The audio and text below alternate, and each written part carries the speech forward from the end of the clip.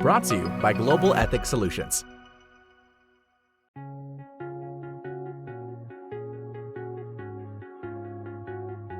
Trying to follow the rules or encouraging others to do so can be frustrating if people are ruled by moral relativism rather than a clear set of moral values. For these kinds of people, we say that they lack a moral compass.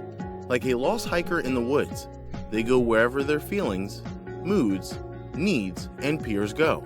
In the workplace, losing your moral compass can mean big trouble because the stakes are high and you are held accountable for what you do. If you tend to panic in an ethical crisis or can't seem to put your finger on why you make bad ethical decisions, take some time to realign your moral compass. The metaphor of a compass is a pretty good one. A compass needle has two ends, one pointing north and the opposite end pointing south. Consider the north end to be the right direction or the way you want to go. It points to the magnetic North Pole. In your ethical world, consider the moral absolutes that guide your life to be the magnetic North Pole. There aren't any signs pointing you in that direction because it's an invisible truth that simply exists without question. Your magnetic North Pole could be truth, honesty, justice, fairness, morality, or any other moral principle that leads to good, ethical behavior. The opposite end that points south is where you don't want to go. Untruthfulness, prejudice, rationalization, self-centeredness. If your moral compass is working properly, you can quickly judge decisions as either right or wrong based on where the needle is pointing. For example, you may be able to make a lot of money by selling only the good benefits of a product and downplaying the faults. Without a moral compass, or perhaps a broken one, the ethical criterion for judging the situation lies with the emotional or material aspects of the situation. The needle just sits there and points to wherever you want to go. Like a hiker lost in the woods, the direction you take may be good or not good, but after a turn or two, you'll be hopelessly lost. So where should the north end of the compass point to? This is where a lot of people get hung up, because we've bought into the notion that we need to take a non-judgmental, morally relative position in order to accommodate such a diverse society. But it's not that hard.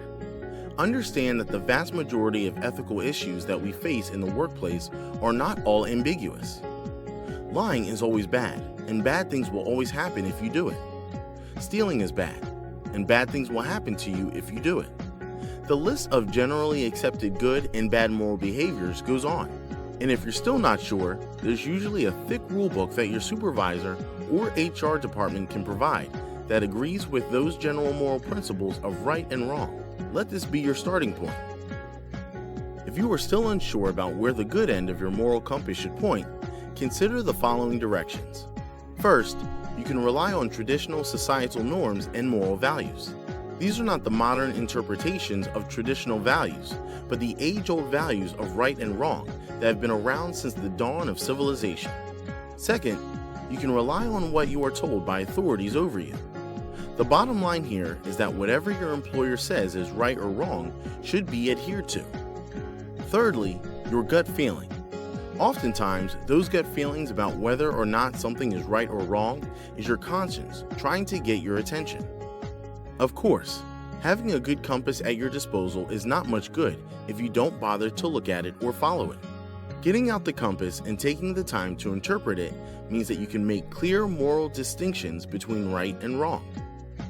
You must be able to make a decision. That is, you give yourself a reality check once in a while because you sense you need it and not because the boss or any other extrinsic forces prompt you to. The nice thing about learning to use your moral compass is that the more you do it, the better you become at interpreting it and trusting it. You will start to develop a mental library of what to do in similar situations. You will be able to rely on experience and instinct. Just as the experienced hiker in the woods is able to connect and interpret everything that is coming into his or her senses, you too will have the ability to get a feel for the environment around you in the workplace. Eventually, there will become a point where your intuition and moral compass become one, and you know in your heart without thinking what is the right thing to do. There's a certain level of peace that comes with knowing where you stand. Your mind is clearer, your perceptions are truer, and your decisions are easier. In the jungle, that is your workplace. Don't become a lost explorer who wanders in circles without a compass. Know where that little red arrow on the north end is pointing. As you head for the right direction, don't forget to grab a few lost wanderers and take them with you. This is a Global Ethics Solutions presentation. Be sure to follow us online, like and share this presentation, and subscribe to our channel today.